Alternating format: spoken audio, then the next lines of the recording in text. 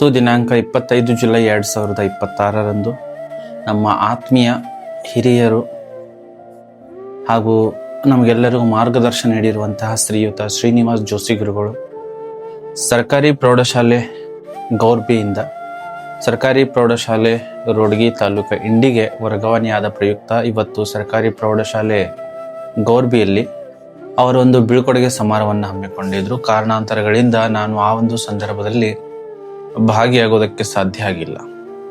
ಆ ಒಂದು ಕಾರಣಕ್ಕೆ ಇನ್ನು ನಮ್ಮ ಜೋಶಿ ಗುರುಗಳ ಬಗ್ಗೆ ಹೇಳೋದಾದರೆ, ನಾನು 2013ರಲ್ಲಿ ಈ ಒಂದು ಶಿಕ್ಷಣ ಇಲಾಖೆ ಸೇವೆಗೆ ಸೇರಿದಾಗ ಇನ್ನು ನಾನು ಕೂಸಿದ್ದೆ ಇಲಾಖೆಯಲ್ಲಿ. ಸೊ ಆಗಿನ ಕಾಲಕ್ಕೆ ನಾವು ಸರಿಸುಮಾರಾಗಿ 6 ಜನ ಶಿಕ್ಷಕರು ಸರ್ಕಾರಿ ಪ್ರೌಢಶಾಲೆ ಗೌರ್ಬಿಗೆ ಬಂದಿದ್ವಿ. ನಮಗೆ ಇಲಾಖೆಯ ಗಂಧ ಗಾಳಿ ಏನೂ ಇರಲಿಲ್ಲ.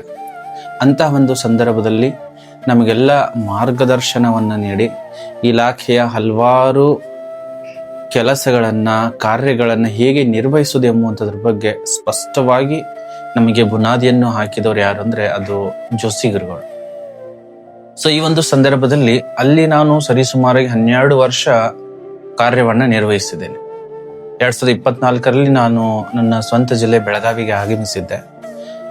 ಸೊ ಅಲ್ಲಿರುವಂತಹ 12 ವರ್ಷಗಳ ಕಾಲ ಅಲ್ಲಿರತಕ್ಕಂತಹ ಎಲ್ಲ ನಮ್ಮ ಸ್ಟಾಫ್ ಆಗಿರಬಹುದು, ಎಲ್ಲ ಸಿಬ್ಬಂದಿ ವರ್ಗದವರಾಗಿರ್ಬೋದು, ಎಲ್ಲರೂ ಸಹಿತ ಬಹಳಷ್ಟು ಆತ್ಮೀಯರು. ಕೇವಲ ಶಾಲೆಯಲ್ಲಿ ಮಾತ್ರ ಈ ಒಂದು ಒಡನಾಟಿಕೆ ಇರಲಿಲ್ಲ, ಶಾಲೆ ಹೊರತಾಗಿಯೂ ಸಹಿತ ನಾವೊಂದು ಪರಿವಾರದಂತೆಯೇ ಜೀವನವನ್ನು 12 ವರ್ಷಗಳು ಹೇಗೆ ಕಳೆದು ಹೋದವು ಎನ್ನುವಂಥದ್ದು ಕೂಡ ನಮಗೆ ಇನ್ನೂ ಕೂಡ ಆಶ್ಚರ್ಯ ಆಗ್ತದೆ. 12 ವರ್ಷ ಅಲ್ಲಿ ಜೀವನ ಕಳೆದ್ವಿ, ಆದರೆ ನಮಗೆ ಆ ಥರ ಅನಿಸ್ಲೇ ಇಲ್ಲ 12 ವರ್ಷ ನಾವು ಕಳೆದ್ವಿ ಅನ್ನುವಂಥದ್ದು. ಅಷ್ಟೊಂದು ಅನ್ಯೋನ್ಯ ಭಾವವನ್ನು ನಾವು ಹೊಂದಿದ್ವಿ.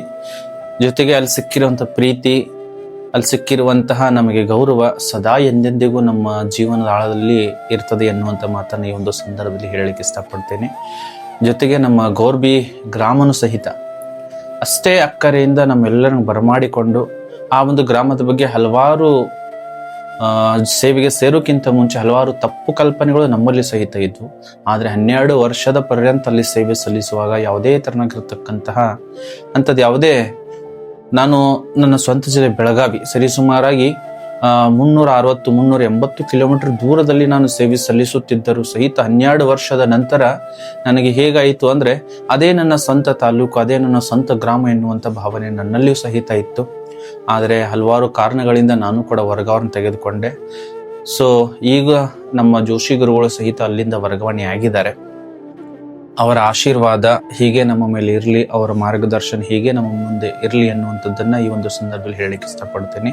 ಜೊತೆಗೆ ಈ ಒಂದು ಕಾರ್ಯಕ್ರಮಕ್ಕೆ ನಾನು ಹಾಜರಾಗಲು ಆಗುತ್ತಿಲ್ಲ ಎನ್ನುವಂಥ ಕಾರಣಕ್ಕಾಗಿ ಈ ಒಂದು ವಿಡಿಯೋ ಸಂವಾದದ ಮೂಲಕ ತಮ್ಮೆಲ್ಲರ ಜೊತೆಗೆ ಹಾಗೂ ನನ್ನೆಲ್ಲ ಅಲ್ಲಿರತಕ್ಕಂತಹ ಸಿಬ್ಬಂದಿ ವರ್ಗ ಆಗಿರಬಹುದು, ನಮ್ಮೆಲ್ಲ ವರ್ಗಾವಣೆ ಹೊಂದಿರುವಂಥ ಎಲ್ಲ ಆತ್ಮೀಯರು ಆಗಿರಬಹುದು, ಜೊತೆಗೆ ಅಲ್ಲಿರತಕ್ಕಂಥ ವಿದ್ಯಾರ್ಥಿಗಳು, ಹಳೆಯ ವಿದ್ಯಾರ್ಥಿಗಳು ಎಲ್ಲರಿಗೂ ಸಹಿತ ನನ್ನ ಗೌರವ ನಮನಗಳನ್ನು ಸಲ್ಲಿಸುತ್ತಾ ಇನ್ನೊಂದು ಸಲ ಜೋಶಿ ಗುರುಗಳಿಗೆ ಈ ಒಂದು ಸಂದರ್ಭದಲ್ಲಿ ಶುಭವನ್ನು ಕೋರುತ್ತಾ ಹಾಗೂ ನಮ್ಮ ಈ ಒಡನಾಟ ಸದಾ ಯಾವತ್ತಿಗೂ ಹೀಗೆ ಇರಲಿ, ನಾವೆಲ್ಲರೂ ಒಂದು ಪರಿವಾರದಂತೆ ಸದಾ ಎಂದೆಂದಿಗೂ ಹೀಗೆ ಇರೋಣ ಎನ್ನುವಂಥ ಮಾತನ್ನು ಹೇಳ್ತಾ, ದೇವರು ನಿಮಗೆ ಆಯುಷ್ಯ ಆರೋಗ್ಯವನ್ನು ಕೊಟ್ಟು ಕಾಪಾಡಲಿ, ನಿಮ್ಮ ಮಾರ್ಗದರ್ಶನ ನಿಮ್ಮ ಆಶೀರ್ವಾದ ನಮ್ಮೆಲ್ಲರ ಮೇಲಿರಲಿ ಎನ್ನುವಂತಹ ಆಶಾಭಾವನೆಯೊಂದಿಗೆ ನನ್ನ 2 ಅನಿಸಿಕೆಗಳನ್ನು ಮುಗಿಸ್ತೇನೆ. ಜೈ ಹಿಂದ್.